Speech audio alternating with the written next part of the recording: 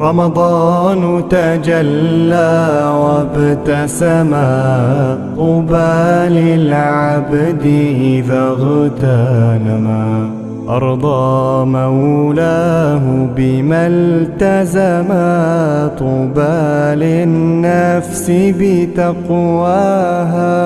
رمضان زمان الحسنات، رمضان زمان البركات، رمضان زمان الحسنات، رمضان زمان البركات، رمضان مجال الصلوات، تسمو بالروح لمولاها.